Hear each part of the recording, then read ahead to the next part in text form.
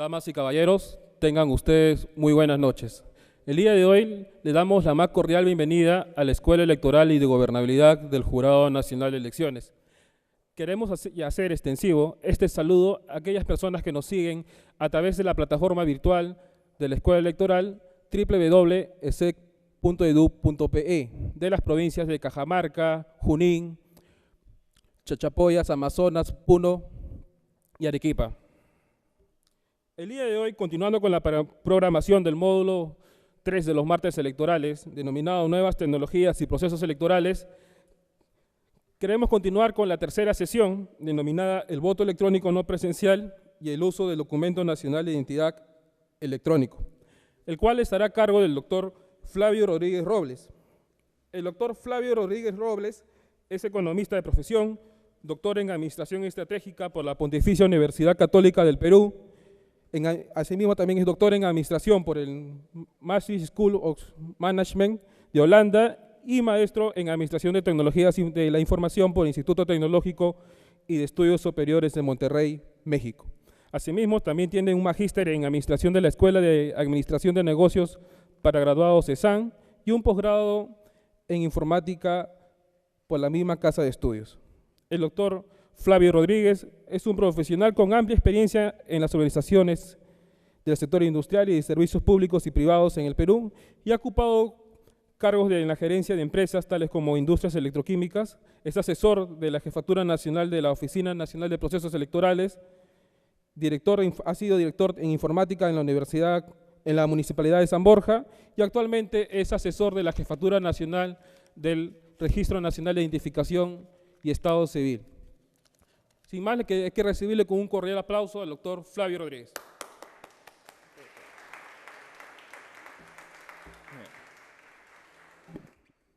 Muy buenas tardes a todos. Muchas gracias por la invitación al Jurado Nacional de Elecciones. Bienvenidos todos los que están, entiendo, en red y lejos por medios virtuales. Yo quería esta charla dividirla en dos partes. La primera parte, justamente haciendo caso al tema de nuevas tecnologías, quería reflexionar un poco con ustedes acerca de las tecnologías y luego pasar a hablar específicamente del DNI electrónico y cómo el DNI electrónico, al ser una nueva tecnología, ¿no?, va a permitir, entre otras cosas, ejercer el voto electrónico no presencial, y tanto presencial como no presencial, pero fundamentalmente el no presencial. En ese sentido, por esas casualidades de la vida, si así se puede decir, tuve a mi cargo durante casi 3 años el desarrollo de la solución tecnológica del voto electrónico que finalmente dio a luz en Pacará, en Cañete, en las últimas elecciones. Y hoy, por esas casualidades también de la vida, me tocó poner en marcha, lanzar el DNI electrónico en RENIEC hace apenas un mes atrás, el 12 de julio del presente año. Entonces les puedo reflexionar un poco de los dos temas, siéntanse libres, al final voy a tratar de no ocuparme toda la hora o hora y media hablándoles a ustedes, sino más bien dejar espacio para poder conversar y dialogar con ustedes un poco acerca de esto. Quiero comenzar con esta pequeña reflexión. ¿Ok? ¿Qué será, cómo cambiará nuestras vidas el DNI electrónico? ¿No? Definitivamente las tecnologías, cualquiera sean estas, cambian nuestra forma de hacer, pensar y ser. ¿Okay? ¿Cuántos de ustedes tienen un celular? Levanten la mano, ¿cuántos de ustedes tienen un celular? Todos, probablemente. ¿Cuántos de ustedes dejarían el celular durante 24 horas o 48 horas en casa? ¿Cuántos de ustedes harían eso? Algunos. ¿Y otros por qué no lo harían? porque probablemente es parte de su vida hoy día. O sea, no pueden vivir sin él. Y de hecho el celular, que es una iconografía tecnológica de la época, ha cambiado la forma, el modo de ser de cada uno de nosotros. ¿Ok? Y de eso se trata. Las tecnologías cambian el modo de ser de una sociedad en su conjunto. No es una novedad. ¿Ok? Y es que han habido diferentes olas tecnológicas a lo largo de muchos siglos. ¿Ok? Se dice que hoy día vivimos el final de una ola tecnológica que arrancó hace aproximadamente 50 años atrás, que arrancó con el microchip, que es hoy, y prácticamente los microchips están en todas partes. Ustedes probablemente tienen una refrigeradora o una lavadora en casa, o un radio, o un computador, su propio celular, tienen a lo mejor un auto nuevo. Todos ellos tienen al menos algo con un microchip. Entonces se dice que hoy día vivimos la última ola tecnológica y que los cambios que están sucediendo, las crisis que están viviéndose, ya se han vivido en el pasado, con otras características, pero estamos, según algunos expertos, al final de un ciclo tecnológico y que está a punto de irrumpir una nueva tecnología,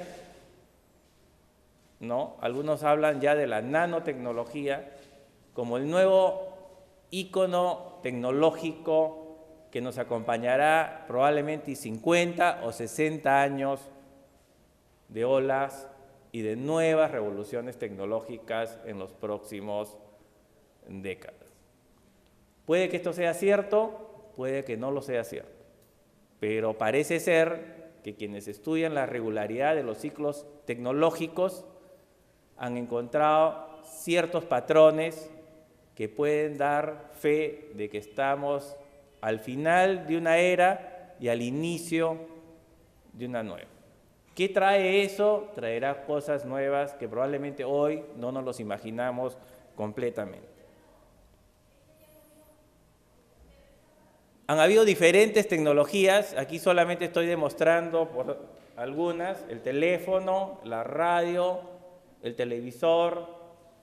Algunos que ya somos mayorcitos recordaremos estos televisores en la sala de la casa, ¿no? Hoy no se parecen los televisores de hoy en nada a estos aparatos de esa época. Miren cuánto tiempo les llevó difundirse a estas nuevas tecnologías en su época. El Internet y obviamente la red en apenas 5 años desde que apareció allá por 1990. Yo solamente quiero hacer un pequeño ejercicio con ustedes mental desde sus asientos. Imagínense qué estaban haciendo ustedes y dónde estaban en 1990. Estamos hablando de algunos 23 años probablemente atrás, ¿no? Hace 23 años, ¿dónde estaban algunos de ustedes? ¿No? Si ustedes tratan de retroceder 23 años no es mucho tiempo para muchas personas y es poco tiempo para otros. ¿Okay? Evidentemente, los muchachos que hoy tienen entre 20 y 25 años apenas nacieron en la década del 90.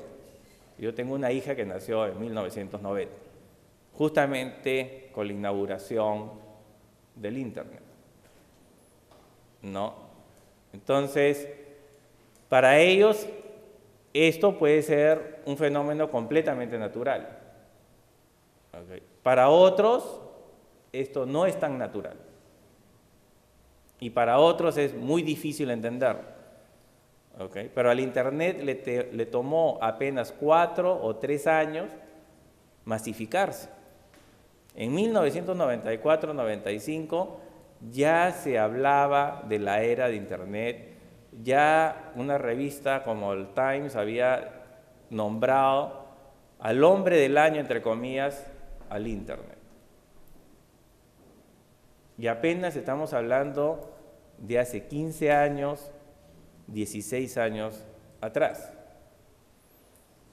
Entonces, como ustedes se pueden imaginar, toda esta revolución de hace 20 años atrás, hoy, de cierta manera, ha transformado a las sociedades en su conjunto de una manera muy dramática. Y por eso les decía más temprano el caso del celular, algo que nos ha cambiado la vida por completo.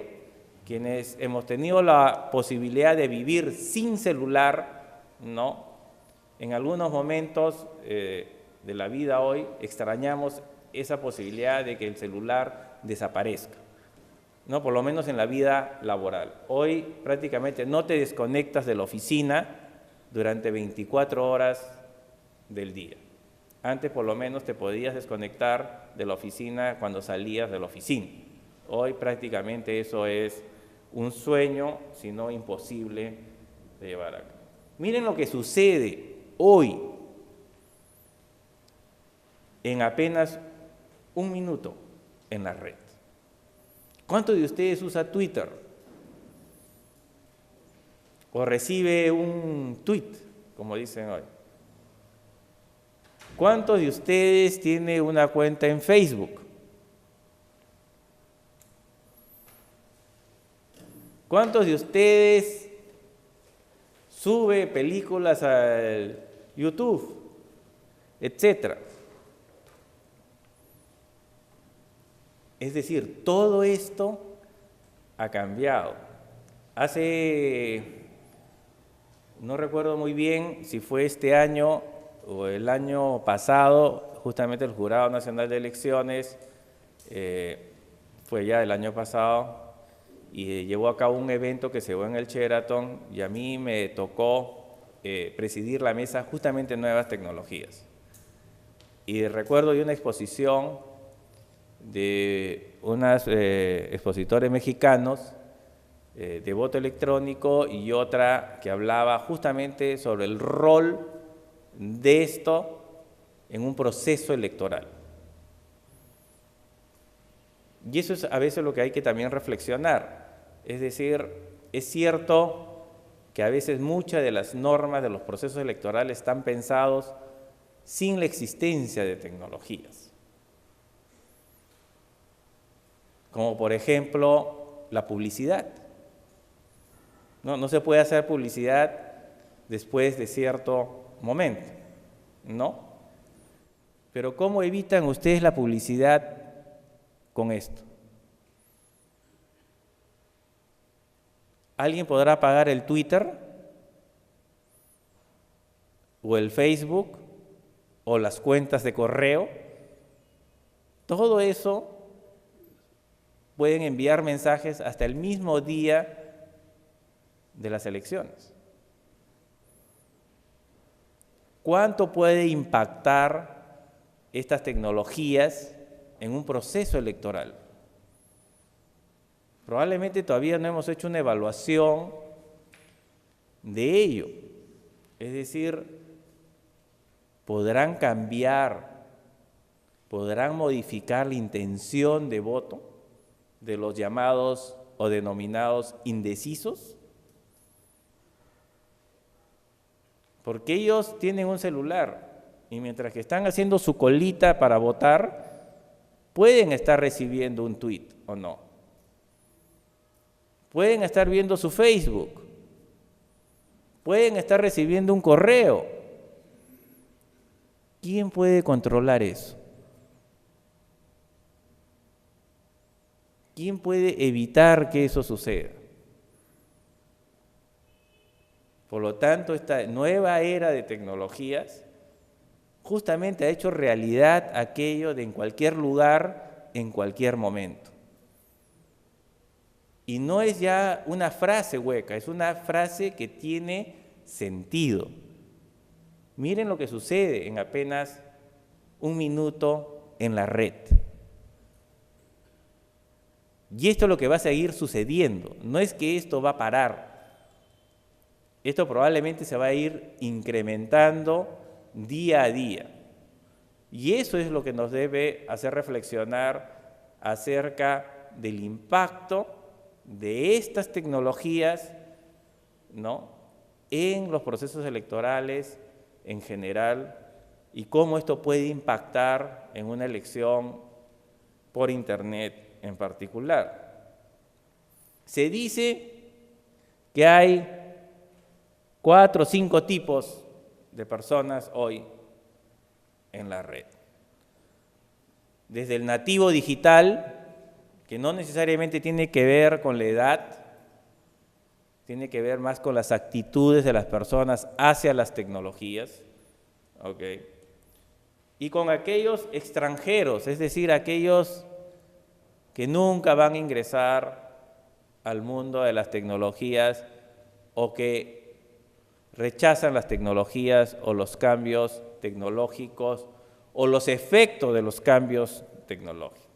Evidentemente son un grupo muy pequeño cada vez, pero siempre van a existir en toda sociedad. ¿En cuál de los grupos ustedes consideran que están? ¿Serán nativos digitales? ¿Serán inmigrantes integrados? ¿Serán inmigrantes forzados? ¿O se considerarán extranjeros? Cada uno tiene características particulares. Es una clasificación, hay otras, yo les traigo esta, para ver en cuál de esos ustedes consideran, háganse una autoevaluación y en cuál de esos están. No solamente por el uso del celular, sino por cómo aceptan los efectos y los impactos de las tecnologías en general. Y esto puede ser muy útil cuando uno discute ciertos temas de ciertos roles de las tecnologías en ciertos aspectos de la sociedad o de la vida de las personas en particular y del voto electrónico, como lo veremos ahora. ¿Qué es el voto electrónico? ¿Okay?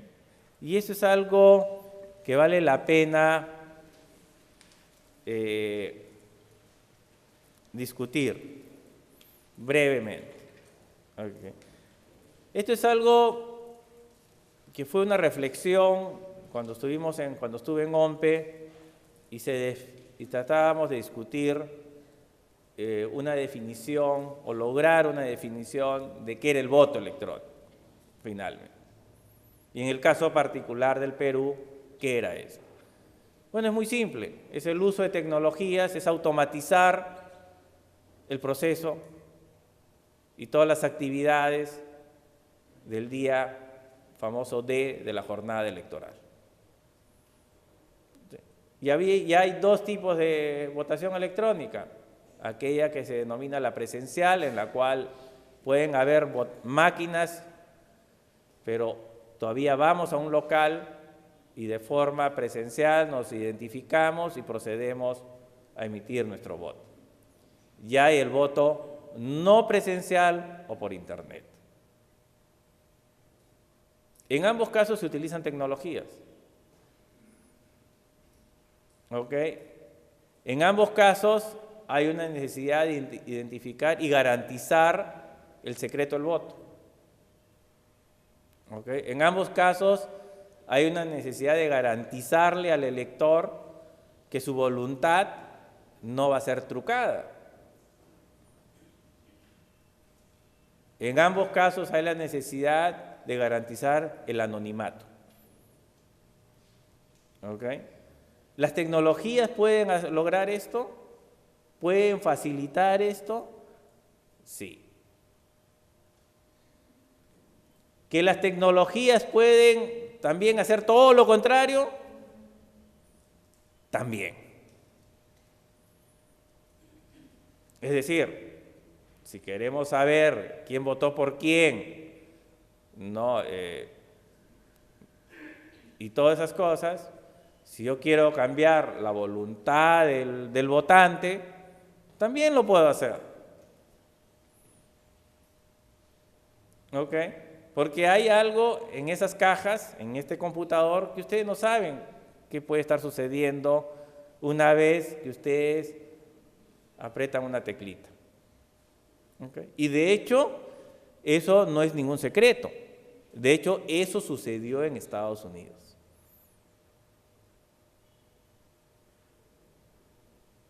Después del año 2000, en que se pusieron a caminar muchísimas votaciones electrónicas en el país del norte, de hecho se descubrieron muchos casos en los cuales se habían coludido programadores, los que programaban las máquinas, con ciertos candidatos para que cada cierto número de votos uno vaya a su favor. ¿Es posible hacerlo? Sí es posible hacerlo. O sea, no es que no se pueda hacer, porque a veces siempre me han preguntado en otros contextos, Flavio, o sea, tú puedes garantizar que el anonimato, el secreto, todas esas cosas, desde un punto de vista técnico, sí, completamente, y se puede auditar y se puede eso, pero también puede haber quienes quieran utilizarlo malamente las tecnologías, y de hecho, pudiera suceder. ¿El Internet se usa bien siempre? No. ¿Pero por eso nos vamos a oponer al Internet? ¿O al celular? Entonces son cosas que hay que sí decirlas y sobre las cuales sí hay que reflexionar y hay que pensar en ellas un poco.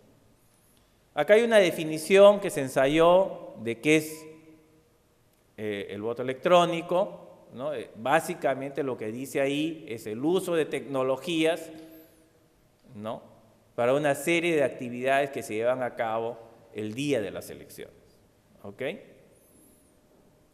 O sea, probablemente coincida con muchas hoy definiciones que hay de voto electrónico en otras partes y que ustedes pudieran encontrar en otros contextos o en otros artículos. ¿Ok? Hay dos tipos de voto electrónico, como le digo, el presencial y el no presencial. El no presencial es el voto electrónico por Internet, utilizando la red de Internet tal y como existe. ¿Ok? Es conectar, vamos a ver más adelante, desde el computador de mi casa, la posibilidad de emitir mi voto. O desde una cabina pública, acercarme a una cabina pública, ingresar al ambiente de votación de OMPE y emitir mi voto. En el caso del voto electrónico presencial, es muy semejante al actual proceso como se lleva a cabo en Perú, en el cual hay máquinas que reemplazan a las famosas boletas y ahí marcamos nuestro voto. ¿Ok? Pero todavía, por eso se denomina presencial, porque tenemos que ir a un local de votación, debidamente acondicionado, en el cual hemos sido, obviamente, a través de los procesos que hace OMPE, sabemos en qué locales nos toca, etcétera, etcétera. ¿Okay? En cambio, en el no presencial, ustedes lo pueden hacer desde cualquier parte del mundo. El no presencial significa que yo, si estoy en ese momento, por alguna razón de viaje fuera del país, e incluso si en ese momento estoy en un aeropuerto porque tengo que hacer cambio de avión y tengo algunas horas o minutos, y en esas horas o minutos está abierta la ventana para votar, Yo podría acercarme a un computador de un aeropuerto, ingresar al ambiente de votación, obviamente ahora con password y todo lo demás, con toda la seguridad, y ejercer desde ahí mis opciones. O sea, eso significa el voto no presencial. Desde cualquier parte, en cualquier momento, en tanto esté abierta la posibilidad de ejercer el voto. O sea, no tienes que estar dentro del territorio nacional, porque eso es otra cosa que a veces se piensa, claro, es no presencial, lo puedo hacer desde mi casa, ¿no? O desde una cabina pública, porque eso es lo que más conocemos en Perú. Pero ¿qué pasa si estás fuera del país en ese momento? ¿Podrías ejercer el voto no presencial? Sí, podrías ejercer. Porque es por la red de internet. Entonces, puedes estar en cualquier parte del globo terráqueo. ¿Cómo se pensó en su oportunidad la solución tecnológica? ¿Cuál fue el alcance de la solución tecnológica de voto electrónico presencial en el caso de la OMPE y de la cual me tocó a mí participar y dirigir durante 3 años? Abarcaba estas actividades que ustedes ven ahí, ¿no? La identificación, la emisión del voto, el escrutinio y la transmisión. Porque todo lo que ustedes ven, la parte preelectoral y postelectoral, ya lo tiene automatizado OMPE. Ya usa tecnologías. Entonces, ¿qué es lo que faltaba en Perú? Prácticamente solo automatizar el día de la jornada electoral, donde se llevan a cabo básicamente esos procesos, esas actividades, ¿no? De identificar al lector cuando llegamos a la mesa, ¿no? Tenemos que identificarnos, ¿no? Una vez que nos identificamos, nos dicen pasen a votar. Entonces, en la cabina de votación había otra máquina para votar en la cual tú podías marcar tu opción. Entonces, esa parte también era una tecnología. Y finalmente, el escrutinio, es decir, ya no contábamos papelitos, sino la máquina, a través de un procedimiento, le hacías enter y te sumaba internamente y te arrojaba el resultado. Eso es lo que hacen en la práctica todas las máquinas de votación electrónica. Ya no hay la intervención de contar los papelitos, ¿ok? Y ya se registra, se identifica y se registraría al votar, ¿ok? Voy a explicarlo más adelante cómo el DNI electrónico juega un papel en todo esto. La solución tecnológica, brevemente, de la presencial era multicabina. Una cosa que sí cuidamos mucho en esta solución tecnológica de OMPE fue que los equipos no estaban en red. O sea, la máquina donde ejercemos nuestro voto es independiente de las máquinas que están en la mesa. O sea, no están conectadas por ningún medio. Justamente para evitar cualquier suspicacia de que pudiera haber alguna transmisión de información. Es decir, son cosas completamente independientes. Si tú te identificabas en la mesa, en una máquina, y de ahí te daban una tarjeta que te autorizaba a abrir la cabina de votación, abrías la cabina de votación, ejercías tu voto, se grababa ahí tu voto y regresabas y devolvías la llave a la mesa, y con eso, al final del día, donde se llevaba a cabo el escrutinio es en la máquina donde habíamos ejercido la votación, ¿ok? Y eso es básicamente lo que se pensó en la solución tecnológica. No habían redes de ninguna naturaleza en eso. ¿Cuáles fueron los grandes objetivos del voto electrónico? Era mejorar básicamente el servicio, hacerlo más rápido y hacerlo más sencillo. Más rápido y sencillo tanto para los miembros de mesa como para el ciudadano. ¿Ok? ¿Cuántos de ustedes han sido miembros de MES? ¿No? ¿Cuánto tiempo han estado después de las 4 de la tarde? ¿No? Dependiendo muchas veces del tipo de elecciones, ¿no? Algunas horas, digamos. ¿No? ¿No? Entonces, con esto lo que se buscaba justamente era hacerlo más rápido, obtener resultados más rápidos, ¿no? Y simplificarle la vida a los miembros de MES. Y por tanto al ciudadano que tenemos que ser miembros de mesa en algunas oportunidades, ¿no? Menos papeles en la mesa, ¿no? Menos discusiones sobre si las sumas cuadran o no cuadran, ¿no? Aquí no hay posibilidad de que no cuadre la suma, ¿no? La máquina internamente es la que hace todas las operaciones de sumas y restas, ¿no? Y emite un reporte final de lo que sucedió en esa cabina de votación. Y eso vendría a ser el acta y todo lo demás. Toda tecnología, y no es solamente el caso particular del voto electrónico, toda tecnología tiene aspectos tecnológicos propiamente dichos, pero tiene aspectos socioculturales también. Y muchas veces los aspectos socioculturales pesan más en una solución tecnológica que los aspectos tecnológicos propiamente dichos. Las tecnologías finalmente siempre son un facilitador. No son la solución en sí misma. Las tecnologías pueden ser novedosas, muy novedosas o poco novedosas. Eso puede ser producto de un criterio tanto objetivo como subjetivo.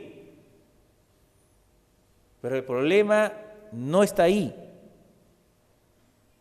La adopción de tecnologías por parte de un grupo de individuos, de una sociedad, no está en la tecnología misma,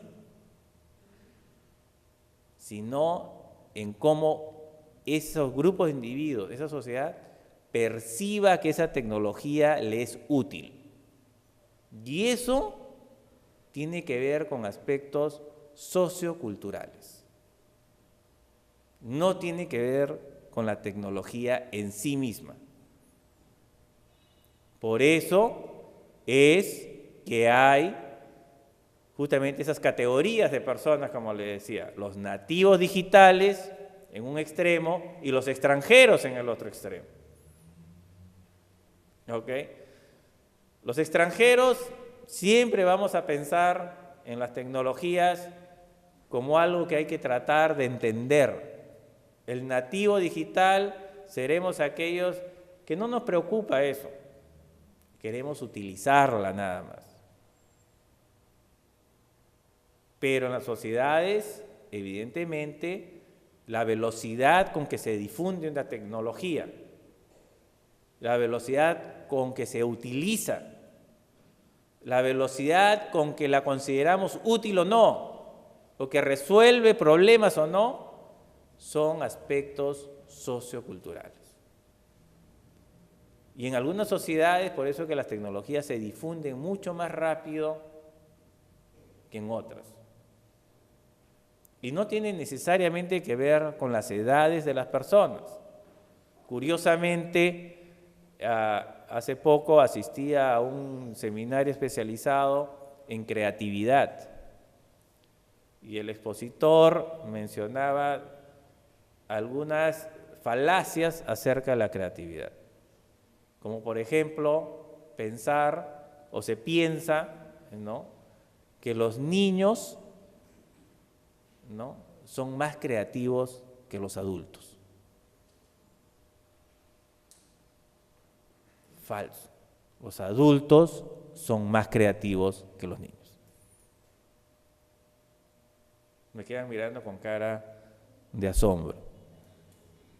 pero los estudios más serios últimamente confirman que los adultos somos más creativos que los niños. Y curiosamente, los adultos nos oponemos más a las tecnologías que los niños.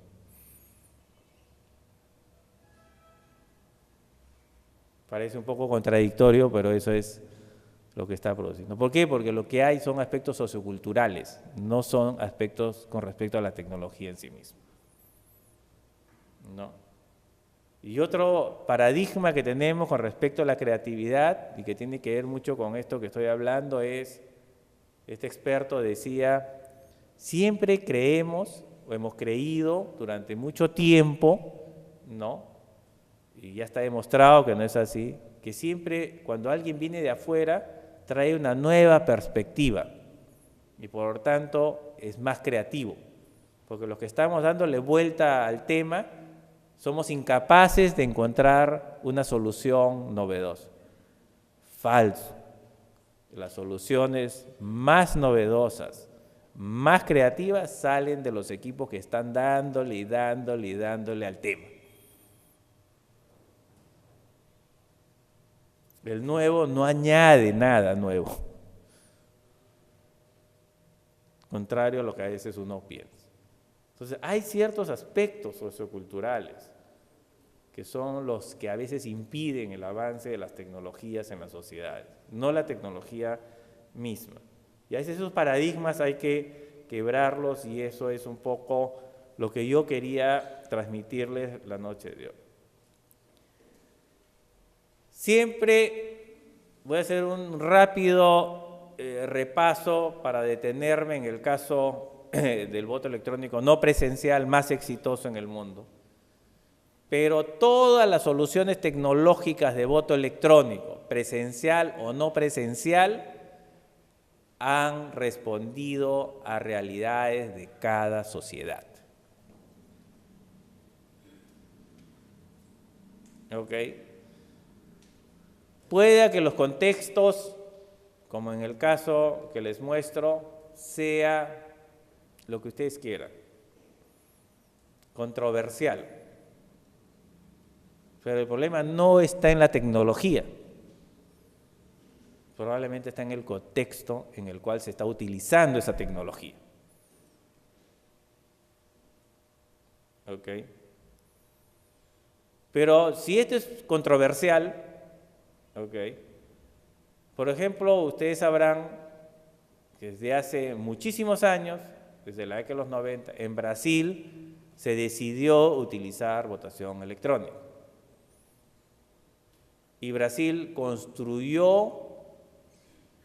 diseñó y construyó su propia solución tecnológica de voto electrónico. Probablemente alguno de ustedes alguna vez haya tenido oportunidad de ver esa maquinita en un proceso electoral en Brasil. Pero esa maquinita que ustedes ven ahí responde a la idiosincrasia, a las características de los brasileños. ¿Cuántos de ustedes han escuchado controversias serias sobre el sistema de votación electrónico de Brasil? Críticas del sistema de voto electrónico de Brasil. Es cierto que también les tomó su tiempo a Brasil. Hoy han pasado muchos procesos electorales, han mejorado su solución tecnológica y la siguen mejorando. Pero es una solución construida por ellos para ellos. Esto difícilmente otro país pudiera utilizarlo. Por ejemplo, en el Perú sería prácticamente imposible. Por el famoso voto preferencial. O sea, hay cosas que las tecnologías tienen que ser hechas para los contextos y responder a los contextos de cada sociedad. Y aquí votan, creo que 120 o 150 millones de brasileños. Otro caso, que probablemente lo han escuchado ustedes, es el caso de la India. Y miren la máquina de votación india. Es una máquina muy simple, muy sencilla. Se parece a los de los edificios, ¿no? Cuando uno va, ¿no?, y quiere tocar el timbre en un edificio, parece el ingreso a un edificio, ¿no? Pero es muy simple. ¿Cuántos indios votan en estas máquinas? 400 millones de indios. Responde a las características, a la idiosincrasia de cómo votan en la India. ¿Y acaso esto es exportable? A menos que te adecues al modelo indio. Pero si no te adecues al modelo indio, no vas a poder utilizar estas máquinas.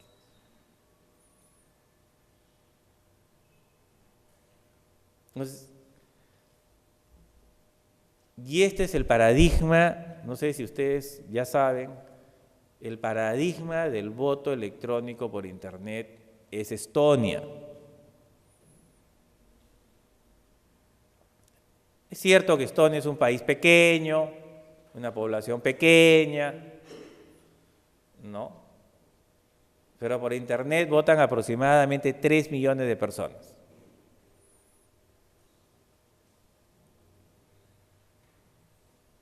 Desde un inicio, los estonios se propusieron que sus ciudadanos no asistan a locales a votar. Y desarrollaron una solución tecnológica para que toda la votación sea por Internet. Obviamente esto estuvo acompañado de lo que ahora voy a hablar, del DNI electrónico estonio. Sin DNI electrónico no hay posibilidad de voto electrónico presencial y no presencial. Por lo menos para asegurar la identidad fehacientemente del elector, ¿ok? Sí se requiere de una llave, de una tecnología que garantice eso, que quien es o quien dice que es efectivamente esa persona. Y que esa persona no pueda decir luego, más tarde, yo no ejercí, yo no ingresé a ese ambiente de votación, yo no voté. ¿Cómo podemos garantizar eso? ¿Cómo podemos evitar que alguien después diga que no estuvo ahí o que no hizo una transacción por Internet? El único medio tecnológico, por lo menos descubierto hasta la fecha, es el DNI electrónico, que está contenido en una tarjeta inteligente con un chip. Si hay algo que lo pueda reemplazar posteriormente, eso será la nueva tecnología, pero por ahora esa es la que conocemos y sabemos. ¿Ok? ¿Cuáles son las características básicas? Obviamente cualquier tecnología de votación debe garantizar el anonimato y secreto del voto, debe garantizar la integridad de los datos y obviamente el proceso debe ser auditable. Esto es fundamental. Cualquiera sean las decisiones a futuro que se tomen en el Perú al respecto. Es decir, muchas de estas cosas tienen que ser posibles de ser entendible por las organizaciones políticas a través de sus expertos, ¿no? Y ser transmitida de forma sencilla al resto de los ciudadanos. Porque si son cajas negras que nadie las entiende, la desconfianza va a crecer muy rápidamente. ¿Cuáles son los factores críticos de éxito? Integridad, confianza y transparencia. Con respecto al segundo punto, Perú, y creo que en eso estaremos de acuerdo todos los que estamos escuchando esta charla, tanto presente como los que están a la distancia, el sistema electoral goza de un alto nivel de confianza por parte de la ciudadanía. Se lo ha ganado y no lo hemos ganado para los que trabajamos en alguno de los tres órganos del sistema electoral, es la confianza de la ciudadanía, que es un factor muy importante cuando hablas de querer automatizar procesos electorales o de votaciones electrónicas por Internet, ¿okay? Sobre todo eso. ¿Qué es el DNI electrónico? Ahora sí. Quería reflexionar y pasarles un poco rápidamente lo anterior, pero quería reflexionar ahora sí acerca del DNI. Así se verá el DNI electrónico, que dicho sea de paso, me adelanto, ya está disponible. Es decir, es cierto que para ciertos públicos objetivos iniciales que hemos identificado en RENIEC, pero poco a poco todos ustedes podrán tener acceso al DNI electrónico. ¿Okay? En eso estamos caminando en esa dirección. ¿Qué es el DNI electrónico? Brevemente, está definido en el famoso artículo 45 del reglamento de la Ley de Firmas y Certificados Digitales.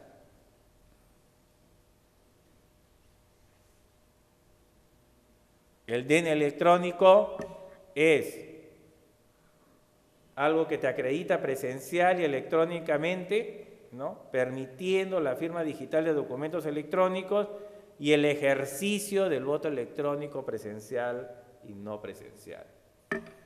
¿Dónde está esta definición?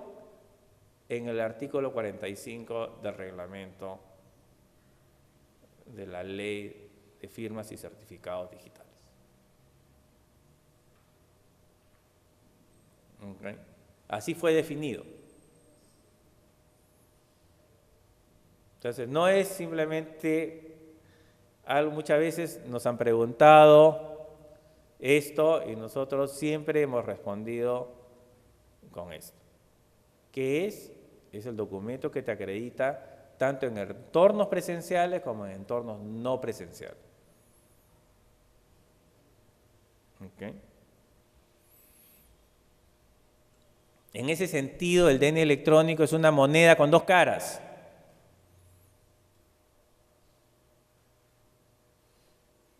De acuerdo con esa definición. En una de las caras están nuestros actuales datos, tal y como los vemos en nuestro actual DNI. Eso no ha desaparecido. ¿Ok? Son los mismos. Si ustedes ven, tanto el anverso como el reverso del DNI electrónico va a contener los datos que actualmente tenemos en nuestro actual DNI. Pero tiene una característica, que es lo que permite justamente acreditarse en entornos remotos y poder ejercer el voto electrónico no presencial. ¿Cuál es? Certificados digitales.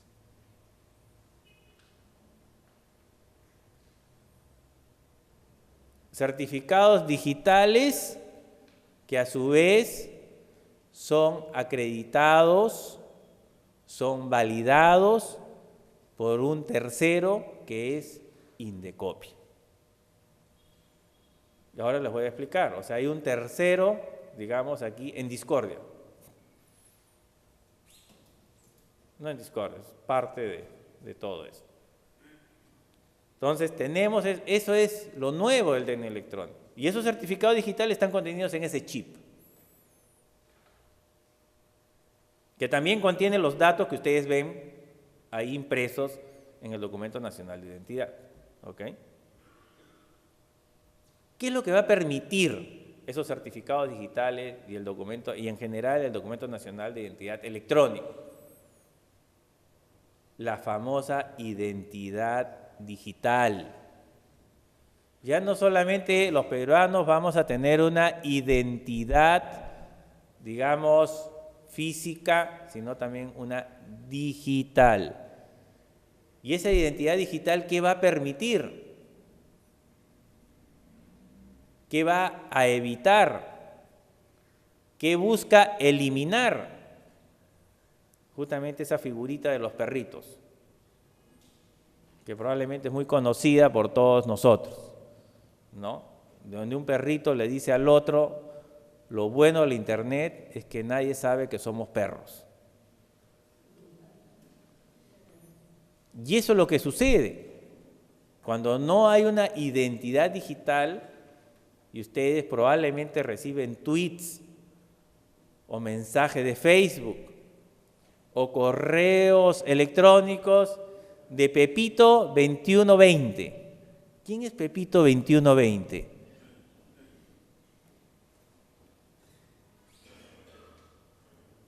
Ese anonimato desaparece cuando uno tiene una identidad digital. Entonces RENIEC va a proporcionarle a todos los peruanos una identidad digital, que están contenidas en los certificados digitales. El DNI electrónico va a permitir múltiples usos. Vas a poder acceder a tus servicios públicos y privados cuando estos estén disponibles. Vas a poder firmar documentos, ¿no? Vas a poder autenticarte, etcétera, etcétera. Va a quedar mucho a la imaginación y a la innovación en servicios públicos y privados de las instituciones. Pero permite muchas cosas en el futuro. El DNI electrónico tiene un chip, que es un microchip, que es un microprocesador, en donde se guarda una serie de información, entre ellas tus datos, se guardan los certificados digitales, se guardan tus plantillas biométricas, entre otras cosas. ¿Ok? Ese chip, vale la pena resaltarlo, es un chip con alto nivel de seguridad. No es un chip cualquiera. Cumple con ciertos estándares mundiales que garantizan un elevado nivel de seguridad. Es más, tiene un nivel de seguridad de tal naturaleza que si alguien trata de manipular el chip, si algún hacker o algún estudiante de ingeniería, que no necesariamente tiene que ser un hacker, quiere tener la curiosidad de saber qué contiene el chip, qué puede hacer con él, y quiere leerlo sin los permisos correspondientes, ¿no? El chip se bloquea. Se bloquea de tal manera que ni siquiera RENIEC lo va a poder desbloquear. Va a tener que ir a pedir un duplicado de su DNI electrónico. Como que se estropea el chip por completo y no hay forma de recuperar. Ya tiene una serie de niveles de seguridad que garantizan justamente eso para poder hacer transacciones en entornos no presenciales. Tiene 15 elementos de seguridad, aparte del chip. Algunos requieren de luces ultravioletas para poderse apreciar, ahora se los voy a mostrar, como estos, ¿no? Otros requieren de microscopio. Por razones de seguridad no le puedo decir dónde, pero hay ciertas cosas que requieren de un microscopio para ver dónde están ciertos elementos de seguridad de este nuevo Documento Nacional de Identidad Electrónica. Con respecto al actual, que tiene 6 o 7, este tiene 15 elementos de seguridad. Por lo menos, tanto en su impresión como en las partes que uno puede ver a través de algunos elementos de ayuda, como son luces ultravioleta. Ok, acá les muestro solamente una parte del reverso del DNI electrónico, algunas figuras de Nazca, ¿no? Pero, o el mapa del Perú, etcétera, hay muchos de esos elementos ahí de seguridad en este documento nacional. ¿Cuáles son las 3 grandes aplicaciones, entre ellas la del voto electrónico no presencial, que quiero buscar de darles las seguridades de que esto puede efectivamente ser utilizado en una votación electrónica por Internet? Primero, la aplicación clásica que sirve para identificarse, la otra de lo que se denomina Match on Card, ahora se las voy a explicar, y lo que son la parte de los certificados digitales que les dije hace un momento. ¿Ok? El chip del DNI electrónico contiene datos, los mismos datos, algunos adicionales posiblemente, de los que ya son visibles en nuestro actual DNI. Están grabados en el chip, en una zona segura, y se requieren de ciertos permisos para poder ser leídos y visualizados en una pantalla de computador. ¿Ok? Estos datos están formateados de acuerdo con el estándar OASI, o sea, son equivalentes al estándar de datos que se utilizan los pasaportes. Por lo tanto, el Documento Nacional de Identidad Electrónico puede ser considerado un documento de viaje. Es más, con algunos países de la región, nosotros ingresamos, por ejemplo, a Colombia, quienes alguna vez han viajado a Colombia, solamente requerimos de nuestro Documento Nacional de Identidad. Igual los colombianos, cuando ingresan a Perú, se identifican con su Documento Nacional de Identidad. Con el Documento Nacional de Identidad Electrónico, en el futuro, cuando ingresemos a Colombia, simplemente vamos a tener que pasarlo por una maquinita y ya vamos a poder registrar nuestro ingreso a ese país y nuestra salida correspondiente. Todos los estándares de los datos cumplen con lo que demanda OASI, que es lo que exige los documentos de viaje tipo los pasaportes. Y esto está en el chip del Documento Nacional de Identidad Electrónico, y para leerlo se quiere de ciertos permisos. El Match on Card, que sirve para autenticarse en entornos presenciales. ¿Qué es el Match on Card? El Match on Card es una aplicación que tiene el Documento Nacional de Identidad Electrónico.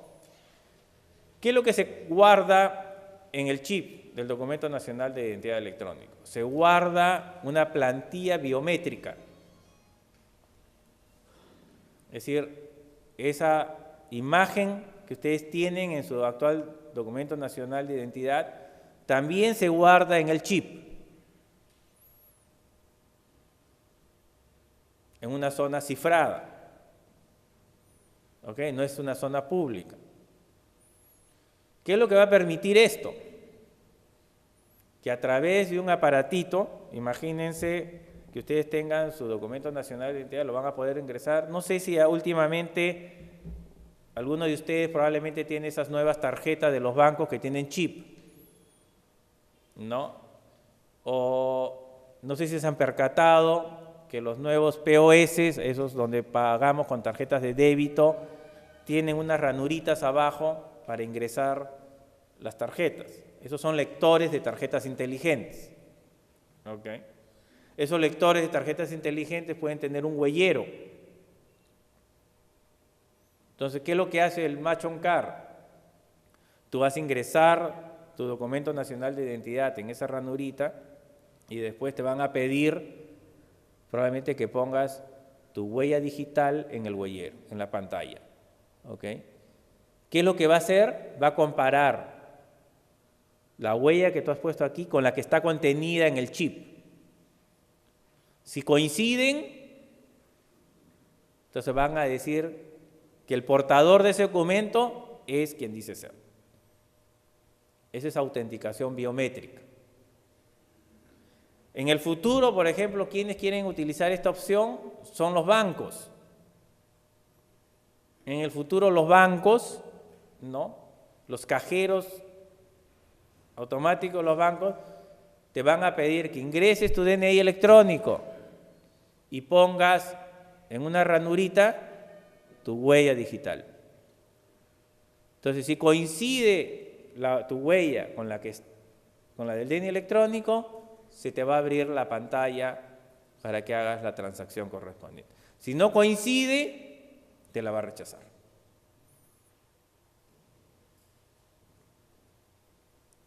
Alguien me pregunta, ¿pero alguien puede copiar esa plantilla biométrica y grabarlo en otro chip? No se puede. Porque esa plantilla biométrica está encriptada. Está cifrada dentro del chip. Y como les dije, si alguien trata de manipular el chip se va a bloquear. Y no va a permitir hacer absolutamente nada. ¿Con esto yo me podría autenticar en entornos no presenciales? Claro que sí. En una votación electrónica por internet se le puede exigir al ciudadano que ingrese su DNI electrónico en un lector, ponga su huella en el huellero correspondiente y se le abrirá el ambiente de votación correspondiente. Es una forma de autenticación. Pero las otras dos formas seguras son las que lo permiten los denominados certificados digitales que vienen incorporados por defecto en el DNI electrónico. ¿Qué quiere decir esto? Que cuando ustedes reciban un DNI electrónico, va a venir con estos dos certificados. Un certificado de firma y un certificado de autenticación. Todos los peruanos que obtengan un DNI electrónico van a tener dos certificados al momento que obtengan su nuevo documento nacional de identidad. Por defecto. Y ahí van a estar ahí disponibles para todos. Con respecto al certificado de firma, el certificado de firma va a permitir que tu firma manuscrita tenga el mismo valor que una firma digital. O al revés, la firma digital va a tener el mismo valor que el garabato que hacemos. Porque muchas veces todavía creemos, ¿no? Y eso nos pasa mucho, ¿no? De que lo único válido es cuando hacemos un garabato en un papel, ¿no? Firma. Bueno, pues en el futuro podremos firmar digitalmente. Y va a tener el mismo valor haber firmado digitalmente que haberlo hecho un garabato en un papel.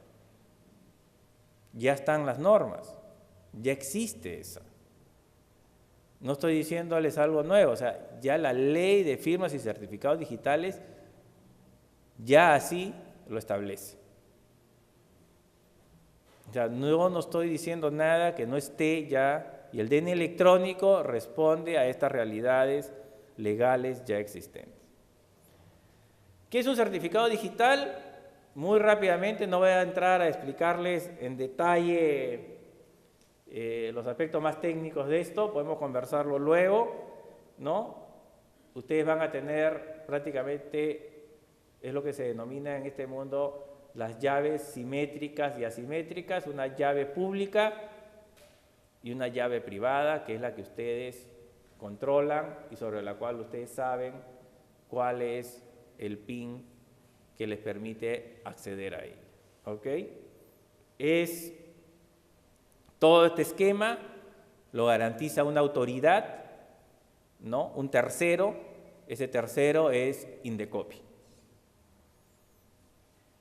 ¿Ok? Si bien RENIEC te entrega un certificado digital, quien garantiza su validez, que puede estar vigente o revocado, es una autoridad competente. Y la autoridad competente en el Perú es Indecopi.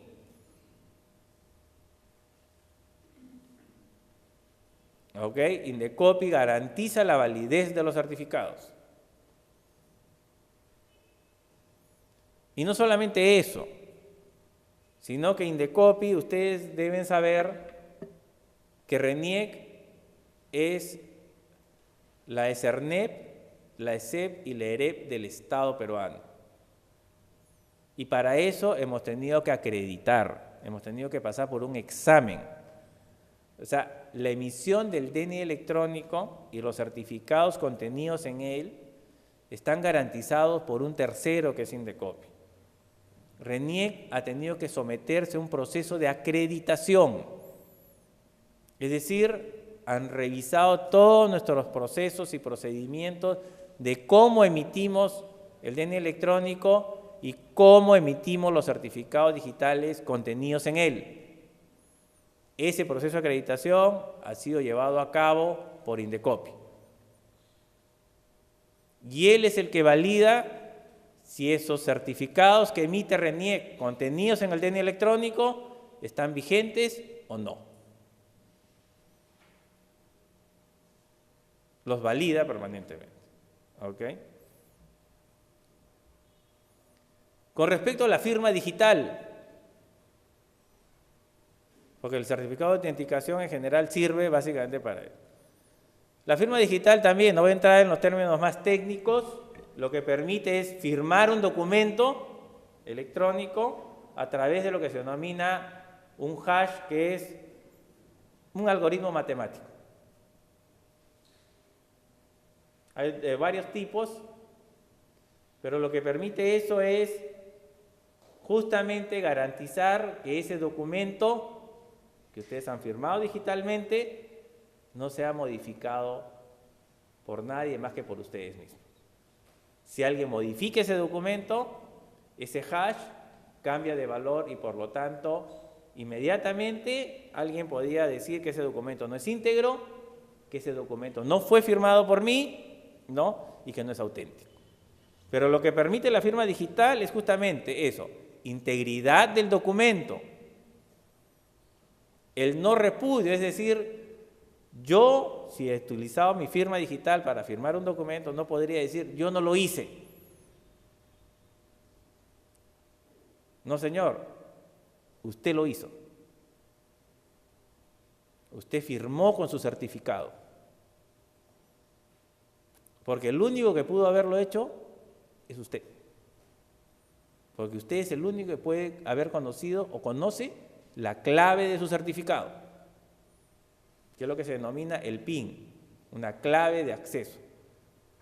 A menos que ustedes después le den la clave de acceso a N personas, pero ustedes le dan la clave de acceso de su tarjeta de crédito a cualquiera. Claro, si ustedes le dan la clave de acceso de su tarjeta de débito, de crédito a cualquiera, evidentemente, si tiene la tarjeta en su mano, va a poder hacer una transacción. Pero ustedes podrían decirle al banco que no fueron. ¿Ustedes lo que hicieron eso? No podrían decirle al banco, yo no hice eso. No, es que yo se la di a mi vecino para que me pagara el recibo de luz, pero se aprovechó y se sacó 100 soles.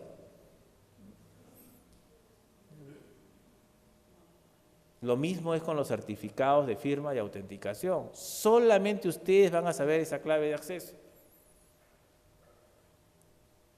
Y si solamente ustedes la saben, entonces ustedes no podrían decir que ustedes no fueron. Eso es lo que garantiza eso, y eso está garantizado a través de un tercero que es Indecopi. Entonces, en este juego no solamente participa RENIEC, sino participa un tercero, ¿no?, como garante de esto. ¿Ok? En el caso de la firma digital, obviamente hay un proceso de verificación, se verifica la firma y la integridad del documento. Se valida si el certificado está válido, está vigente en el momento que se está firmando. ¿Ok?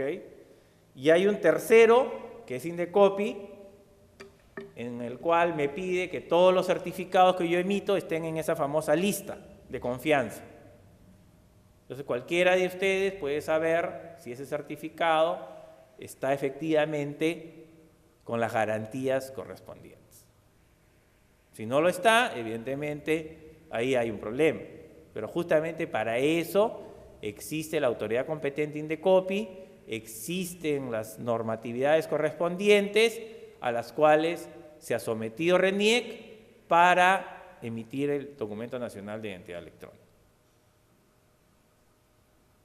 Y garantizar que las transacciones por Internet sean seguras, confiables, íntegras, entre ellas la del voto electrónico no presencial. ¿Con el DNI electrónico tú te vas a poder autenticar en un ambiente no presencial? Sí. Si tú ingresas a ese ambiente no presencial, ¿tú podrías después decir que yo no fui? No podrías decir. A menos que tú hayas prestado tu DNI electrónico y tus claves correspondientes a un tercero. Pero si no hace nada hecho de eso, efectivamente, nada de eso va a suceder. ¿Cuáles son los beneficios para el ciudadano? Múltiples beneficios. Servicios 24/7, 365 días del año, ejercer el voto electrónico, tanto presencial como no presencial, etcétera, etcétera, etcétera. Muchas nuevas cosas vendrán con el DNI electrónico en el futuro. ¿Quiénes son los públicos objetivos que hemos definido como RENIEC en esta primera etapa? Como les dije, lanzamos el DNI electrónico el 12 de julio. Poco más de un mes ya llevamos con esto. ¿Okay? El primer gran público objetivo son, obviamente, los jóvenes que cumplen 18, 19 años. Creemos que ellos son un factor importante de cambio. ¿Ok? Y consideramos que ellos pudieran ser los primeros en quebrar la inercia con respecto a la tecnología. Otro gran grupo son los miembros, los directivos, funcionarios del sistema electoral. Tanto los que trabajan en OMPE como los que trabajan en el Jurado Nacional de Elecciones, en plazos muy cortos, ya estamos trabajando eso con ellos, van a poder obtener su documento nacional de identidad electrónica. ¿Okay? Y un tercer gran grupo son el resto de instituciones públicas o privadas, ¿no? Y aquí queremos acompañarlos en el esfuerzo, ¿okay?, a las instituciones públicas y privadas, ¿no?, para que a través de convenios identifiquemos públicos objetivos que ellos, a quienes desean entregarle el DNI electrónico, y nosotros procederemos a darle, pero que en contraparte ellos desarrollen servicios electrónicos en donde se pueda utilizar el DNI electrónico. Por ejemplo, Pensión 65, Beca 18, ¿no?, en donde el ciudadano pueda explotar todo el potencial que tiene el DNI electrónico, sea porque se va a autenticar biométricamente, sea porque va a ingresar a un ambiente a través de un cajero para recoger su pensión, ¿no? Pudieran hacerse esto. La idea es ir masificando los usos del DNI electrónico a medida que vayan las instituciones públicas y privadas creando y generando servicios para el ciudadano. Creemos que esto va a empezar a caminar muy rápidamente en los meses venideros. Ya hay mucho interés de muchas instituciones. Ustedes imaginen, ¿cuántos de ustedes tienen la famosa clave SOL? ¿No? SUNAT pudiera querer que todos los que utilizamos clave SOL nos autentiquemos y firmemos, por ejemplo, nuestras declaraciones juradas digitalmente. Entonces ya en el futuro todo eso podrá ser firmado con el DNI electrónico. Imaginen que su próxima declaración jurada, ustedes ingresen al ambiente de SUNAT y firmen digitalmente su declaración. Entonces, todo eso va a venir. No es algo que ya es un sueño, ya existe. Hay que empezarlo a explotar adecuadamente. Y finalmente, comienzo con la reflexión que hice al inicio de esta charla. ¿Qué será? ¿Cómo cambiará nuestras vidas la identidad digital?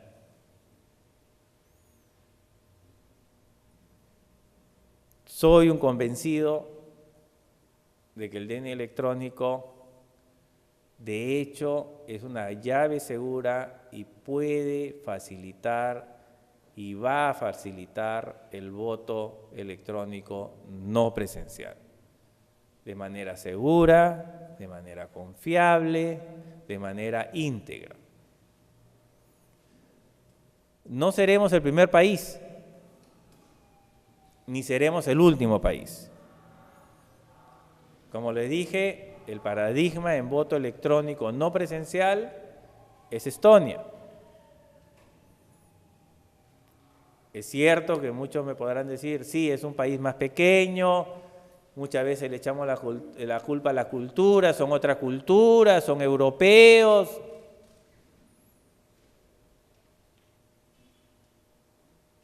Pero curiosamente en Europa no está muy difundido el voto electrónico no presencial. En los países donde más se vota con máquinas de votación electrónica son en la India y en Brasil, fuera de Estados Unidos. Entonces, que sí hay una llave segura, que sí el DNI electrónico nos va a cambiar la forma, estoy convencido que así será. Así como el celular nos ha cambiado la forma a todos los que estamos en este ambiente y a los que nos ven desde las provincias, de hecho que así va a ser también el DNI electrónico. El DNI electrónico nos cambiará la vida. ¿Nuevos paradigmas? Sí. ¿Nuevos retos? También.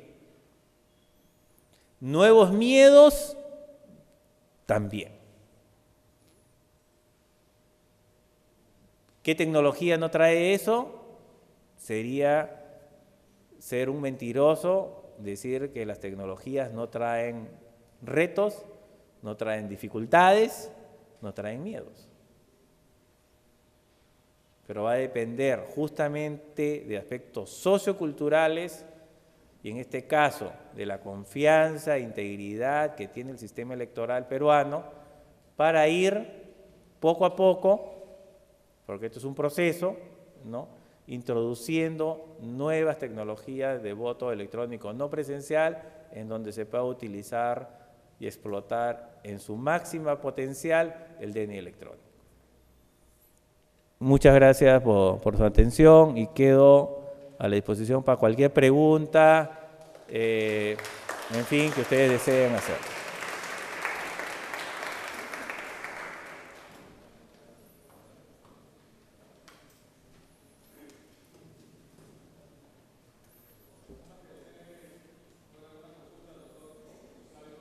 Por favor, alcen la mano para alcanzar el micrófono.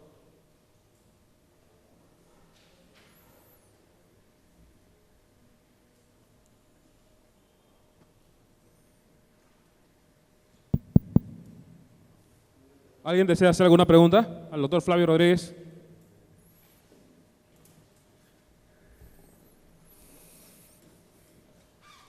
Mi pregunta sería, ¿qué pasaría con las personas iletradas? Con las personas... Claro, claro,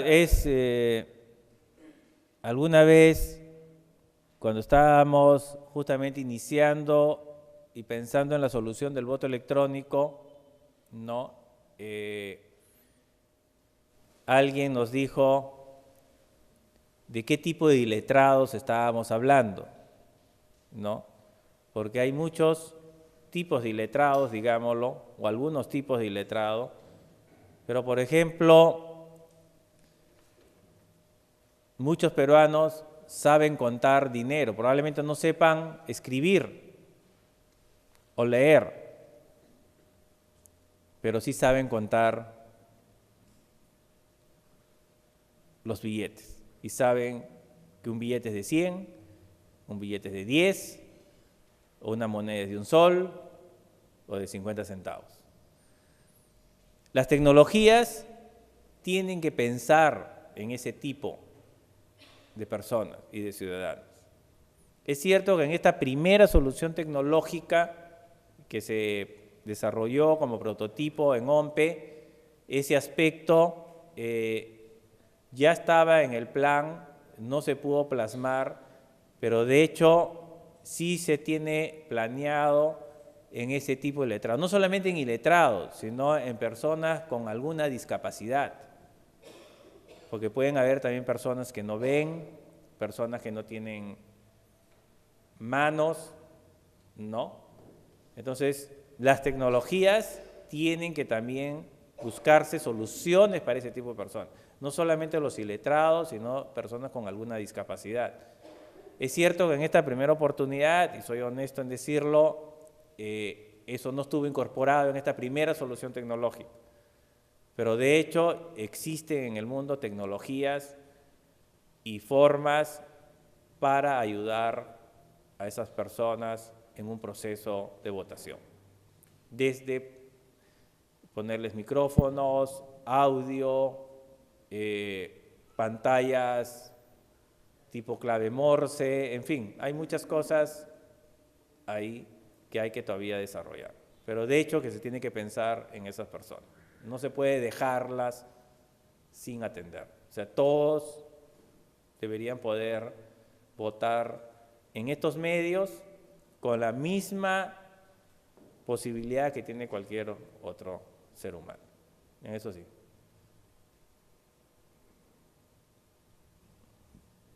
Buenas noches. Son dos preguntas.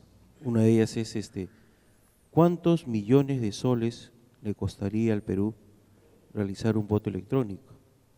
La primera pregunta. La segunda pregunta es, básicamente, ¿por qué el voto electrónico se tiene que hacer progresivamente? Si acá en el Perú contamos con una buena plataforma electrónica, y usted lo comentó hace poco, que todos los peruanos contamos con un celular. Con respecto al costo, no tengo cifras últimas, te soy honesto. En algún momento, cuando desarrollamos el prototipo de votación electrónica, considerábamos que una solución tecnológica no debería sumar de una mesa, que básicamente es una estación en la mesa donde están los miembros de mesa y 2 cabinas de votación, no debería ser mayor a unos $350. Esto puede parecer una locura, pero hoy existen computadoras de $100. Y cada vez es posible obtener precios de tecnologías mucho más baratos. Y contrario a lo que uno cree o piensa, una máquina de votación electrónica es un conjunto de elementos electrónicos bastante simples, ¿ok? Y eso es lo que habría que ver. Es cierto que lo que más preocupa en el costo es qué se hace con las máquinas después de un proceso electoral, porque no son computadoras que se pueden utilizar para otros propósitos que no sea simplemente votar. Eso es Entonces, hay muchos costos asociados, por ejemplo, con el almacenamiento de esas máquinas, ¿no? Hay que guardarlas ahí, digamos, por los próximos 4 años hasta que vuelva a haber un nuevo proceso y las podamos volver a utilizar, ¿no? Y hay que pensar en la renovación tecnológica, porque obviamente cambia la tecnología, ¿no? Hay tecnología más confiable, más barata, en fin.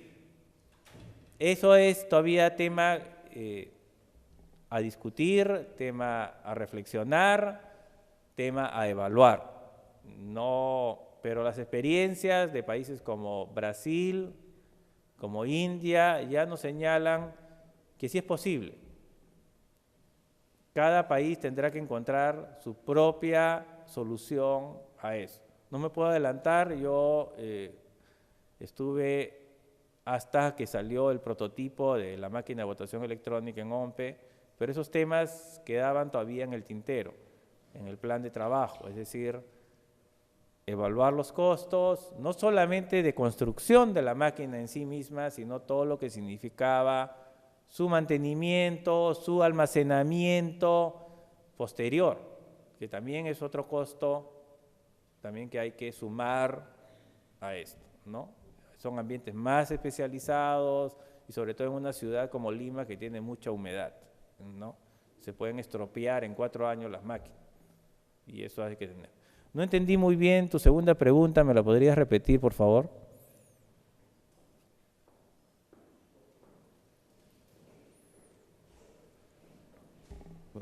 ¿Por qué tenemos que realizar el voto electrónico progresivamente si contamos acá en el Perú con una buena plataforma informática?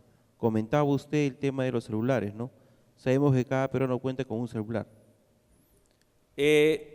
Justamente, ¿por qué progresivamente? Porque hay que ir ganando la confianza de todos los actores involucrados en votación electrónica. Y porque también hay que ir viendo, como tú dijiste con tu primera pregunta, tu preocupación, la viabilidad económica de esto. Es decir, no es solamente querer implementarlo, sino que hay que tener, como ya me preguntaron anteriormente, ¿qué pasa con los iletrados? O sea, hay muchas cosas que hay que ir probando poco a poco hasta que se vaya ganando la confianza total. Por ejemplo, un tema que fue, y aquí lo puedo hoy conversar con ustedes en este auditorio, ustedes saben que hay una gran discusión, no solamente en los países donde se hace votación electrónica, si se debe o no imprimir el voto. ¿No? Es decir, si cuando tú ya has elegido a tu candidato, ¿no? Y una vez que ya has optado y apretado la teclita, ¿no? Si la máquina de votación debe imprimirte el voto o no. ¿No? Eso es un tema de discusión. En algunos países, por ejemplo en India, no se imprime el voto. En Brasil, en algún momento, se decidió imprimir el voto. Y que una vez que ya terminó de votar en la cabina secreta, con su papelito, equivalente a lo que tenemos ahora, lo doblabas y lo metías en la urna. ¿no? Y lo que hacían posteriormente era, como auditoría, sumaban, o mejor dicho, el resultado que arrojaba la máquina lo comparaban con el resultado de contar los papelitos. Es una forma válida de hacer auditoría y que puede brindar confianza a la ciudadanía, al elector, que se está respetando su voluntad. Pero ahí surgen problemas tanto técnicos como socioculturales. Técnicos porque eso es una impresora en una máquina de votación es un elemento adicional. Y como cualquier componente mecánico, porque todavía hay las impresoras son de carácter mecánico, ¿no? Consume más energía, por lo tanto la batería se consume más rápido, el papel se puede trabar, en fin, pueden suceder muchas cosas técnicas con la impresora, ¿ok? Pero por otro lado es un problema sociocultural, porque si alguien quiere o desea desacreditar el voto electrónico, es muy fácil decir yo apreté A, pero imprimió B. ¿Y cómo tú dices lo contrario? Si está en una cabina secreta y nadie ha visto qué ha hecho ese señor o señora ciudadano ahí. Contra eso tú no puedes, y es más, el equipo de votación electrónica en general, todos los equipos de votación electrónica en el mundo, graban los votos de forma aleatoria, o sea, no se puede saber en qué posición en el archivo que está ahí se grabó tu voto, justamente para evitar la trazabilidad del voto. Porque si se grabara secuencialmente, a medida que van llegando a esa cabina a votar, yo pudiera saber, sabiendo en el orden que han llegado los votantes, por quién votó. Pero como se graban aleatoriamente, entonces yo no sabría, o sea, así viniera un experto en auditoría y dijera, no, ¿cómo yo voy a saber si efectivamente optó por A o B? No, nunca lo podríamos saber. Es la palabra del elector contra el resultado de la tecnología. Por eso hay problemas, por eso que tiene que ser un proceso gradual, progresivo, ¿no? A medida que todos vayamos ganando confianza en la tecnología, en que efectivamente hace lo que dice que debe de hacer y lo hace bien. De lo contrario, podríamos tener muchos problemas de reclamos todavía. Como de hecho eso es parte del problema de las controversias en Venezuela. Cosa que no ha pasado en Brasil y no ha pasado en la India, porque ahí sí los procesos fueron decisiones de llevar adelante el voto electrónico, pero fueron también procesos graduales, hasta que hoy ya es natural para ellos votar electrónicamente, ¿no? A veces las imposiciones no funcionan necesariamente como esperamos. Sí.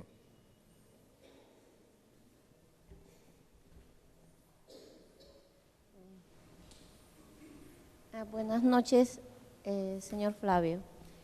Bueno, de antes usted estaba haciendo una explicación sobre el sistema de votación en la India.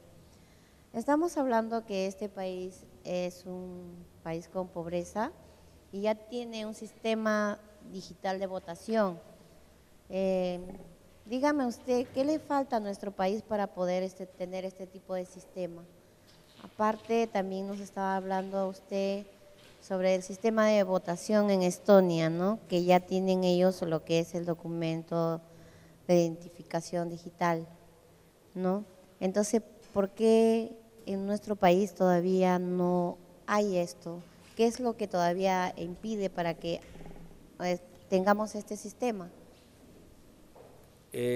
Como le decía, creo que todavía hay algunos aspectos a evaluar, ya en los aspectos de los costos, como hemos dicho, ¿no? Por un lado, y los aspectos socioculturales por otro. Es decir, creo que todavía considero que debemos ir, por lo menos es mi perspectiva, pues cambiar con respecto a quienes hoy están al mando y dirigiendo la OMPE, pero creo que lo mejor es ir caminando poco a poco. Las organizaciones políticas, los ciudadanos, el sistema electoral, todos tienen que ir aprendiendo porque es una nueva tecnología. Implica cambios fundamentales en el proceso de cómo se van a llevar a cabo el día de la jornada electoral, ¿no? Cómo se van a llevar a cabo las auditorías, etcétera, que todavía tenemos que aprender. No creo que salir abrumadoramente pueda ser una garantía de éxito. Todos los países, como te digo, han ido poco a poco. No creo que deberíamos aprender un poco de ellos en ese sentido, por lo menos esa experiencia, ir poco a poco también avanzando. Hay una preocupación por los costos, es válida. ¿Qué se van a hacer con las máquinas después de votar? ¿Dónde se van a almacenar? Eso también es costos, es válida esa preocupación. ¿Qué se van a hacer con los discapacitados? ¿Qué tipo de máquinas hay que construir para ellos? Con los iletrados. Todas esas son preocupaciones que debieran ser vistas por los tecnólogos y proponer soluciones que permitan que todo ciudadano peruano pueda ejercer su voto electrónico en estas nuevas tecnologías. Muchas gracias a ustedes.